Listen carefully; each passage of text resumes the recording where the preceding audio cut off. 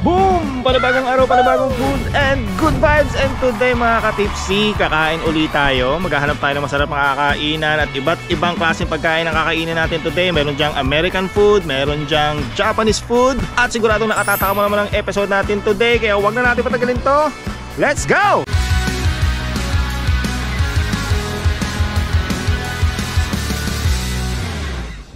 First stop natin mga katipsi is dito sa Barrio Food Hub. Isa siyang restaurant na may iba't ibang klase ng pagkain na nilagay nila sa isang spot. Dinisign talaga siya as for to go meals. So ang idea is o-order ka from the app tapos pipick upin mo dito. Pwede ka ding umorder sa DoorDash or Uber Eats, yung mga ganung app. Pwede din na ikaw yung o-order tapos pupunta ka dito tapos ikaw na yung magpipick up. So para siyang food hall, pero sa food hall kasi di ba pupunta ka doon tapos may iba't ibang pagkain na nasa kiosk tapos o-order ka. Dito ginawa nila is order ka online using the app. Depende sa kung anong pagkain na gusto mo kasi meron silang like 20 plus na type ng food dito. Then punta ka dito to pick it up or using food apps para sila mag-deliver sa'yo. Pero since nandito tayo, sinadya natin, kaya dito na tayo o-order mismo sa restaurant. Meron silang digital kiosk dito. Doon ka pipili kung anong gusto mong pagkain. At ang napili namin for today is itong Bonehead Burger. Pwede din naman kasing kumain mismo dito sa spot nila mga katipsi kasi merong mga table dito sa labas at may shades na rin siya para sa araw. Marami ding kotse sa labas na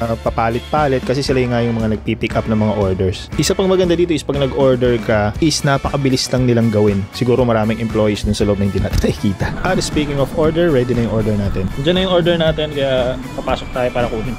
I-text nila sa'yo kung ready na yung order mo tapos may ibibigay sa yung code kasi self-service lahat. Ikaw din yung kukuha ng order mo, walang mag-aabot sa'yo na crew. Meron silang maliliit dito na parang cabinet na may number. Siyempre nandun sa text mo yan kung anong number nilagay yung pagkain na in-order mo. Tapos meron ka lang pipindutin dun sa app kung saan ka umorder para mag-open yung door kung saan nilagay yung order mo. Oh, diba? Napaka-high-tech ng dating.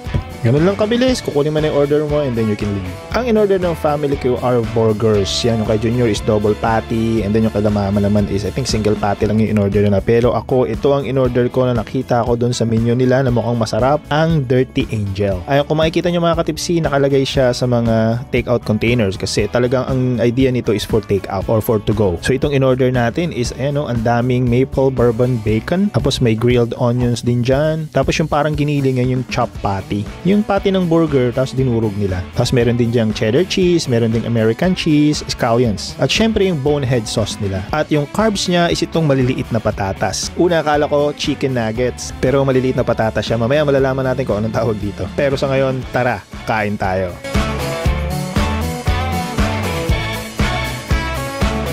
Masarap siya mga katipsi. Una kong nalasahan is yung beef, yung chop patty.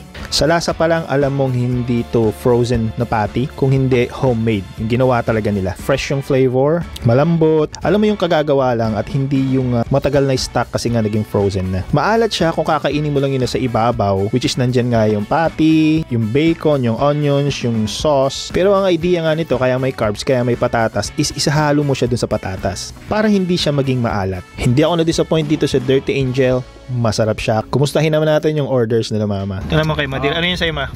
Kenny B. Good.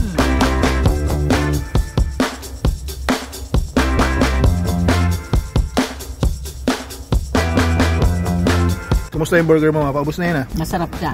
Titingnan mo na lugar na ito na parang kala mo so lang. Pero masarap ang masarap pagkain. Saka mura lang ha. It's only, this one is only $8.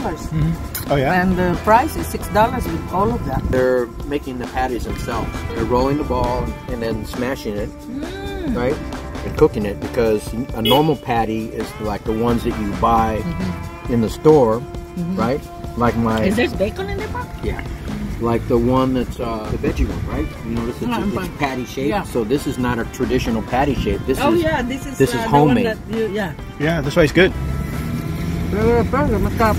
Junior, this no. Simple, doesn't take that long. Came out pretty fast. Clean the way that they wrap the hamburger. Yeah. Right? I'm gonna take PJ. See this right here? Tater tot. Richard does not know what tater tot is. Yeah. I thought it, unbelievable. I know the Tater tots will be on your citizenship test.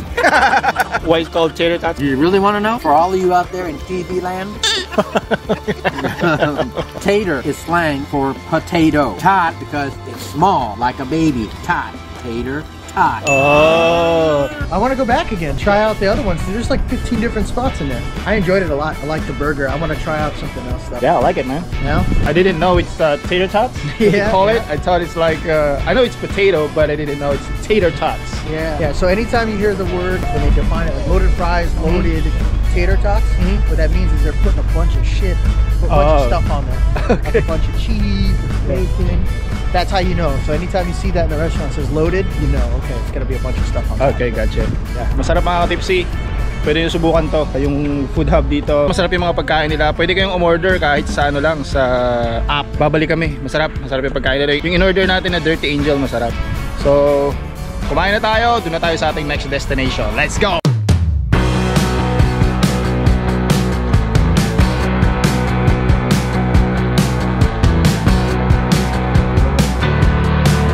May nakita tayo mga ka-tipsy. Ayun, oh. Sino to? Sino yan? Sino yan? Sino tong nakita natin dito? Unexpected? Hi people! Hi Tipsy Tata! Naghahanap kay Auntie Bebot. Hi! We're gonna watch movie! Ano pa panoorin natin, Nat? What's that? Frankenstein? Yeah, yung kay Lisa. Frankenstein. Kay Lisa Soberano.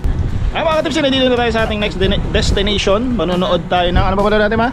Lisa Frankenstein. Ano ba't natin papanoorin yan?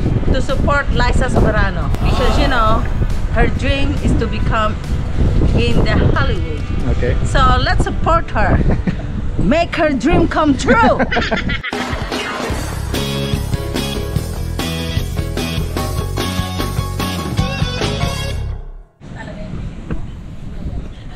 Ma, Aunt, ano masasabi niyo sa movie? What? Disappointed. Very disappointed. It's a good role para kay Liza dahil Pero yung first movie time lang. niya sa Hollywood. Talagang malaki ang ano niya, Part. marami siyang part.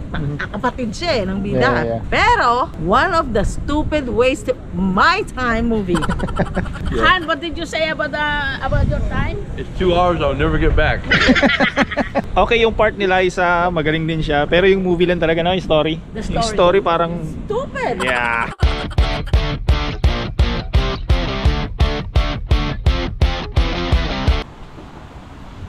No wait time.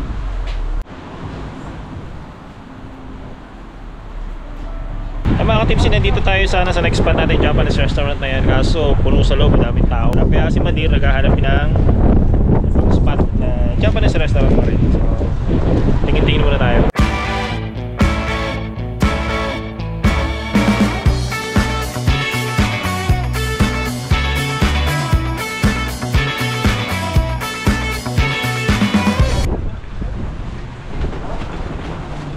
Muna tayo sa Tajima Ramen Bar. Malate. Another day, another spot mga ka-tipsy. At nandito nga tayo sa Tajima Ramen House. Namiss na natin humigop ng masarap na sabaw. Syempre pagdating sa ramen, Japanese ang magaling dyan. At ang in-order natin is itong spicy sesame ramen. May spicy tonkotsu na yan, pork broth, nakamix na dyan yung special sesame paste nila. May ground pork, may ramen egg, corn, baby bok choy, green onions, at sesame seeds. Umorder din tayo ng extrang chashu at baby bok choy. Yung kapatid ko, ramen din yung in-order niya. Kung mapapansin niyo dito sa ramen nila, talagang alam mong authentic Japanese ramen mga ka-tipsy, kasi sa sabaw pa lang nakita mo naman sobrang creamy. At egg noodles nga pala ang gamit nila dito. Napakabango mga ka-tipsy. Tara, kain tayo. There's a milk of that? I don't know. So the regular one, the Tajima, the original one doesn't have the cream. So you Grabe ang sarap ng sabaw mga ka-tipsy. Tapos itong noodles nila masarap din. Tamang-tama lang yung lambot. Hindi siya saggy or overcooked. Itong pork chaso nila, authentic na authentic yung pagkaagawa. Napakalinamnam, napakalambot, nakatatakam yung lasa. Itong sabaw is napaka-authentic din ng pagkaagawa. Lasang-lasa mo na matagal talaga itong pinakuluan sa meat. Hindi siya yung typical na sabaw na puro tubig. Hindi ko lang masyadong ma-video mga ka-tipsy kasi medyo maliit lang yung place at maraming kumakain. Syempre ayaw naman nating mailang sila. Pero kung nagki-crave din kayo sa ramen at malapit kayo dito sa North Park, San Diego, subukan nyo itong Tajima Ramen Bar. Authentic na ramen, napakasarap. Ay mga ka-tipsy, tapos na tayong kumain. Nagustuhan mo mga kinainan natin today? Tajima is good. Yeah. Tajima, pati yung yung burger na kinainan natin. Oh yeah, those Pang ibang araw na kasi ito mga ka-tipsy kaya hindi magkakasunod eh. Pero lahat ng Pero lahat ng kinainan natin sa episode na to masasarap mga katipsi. Mga malalapit lang dito, pwede nyo subukan. Pero hanggang dito na lang muna yung video natin. Sana nagustuhan nyo yung gala natin at kainan sa episode natin today. Sa mga hindi pa nakasubscribe dyan, please mag-subscribe na kayo. Tapos i-ring nyo na rin bell para updated kayo sa food and good vibes natin. And always remember, Stay tipsy lang! Salud!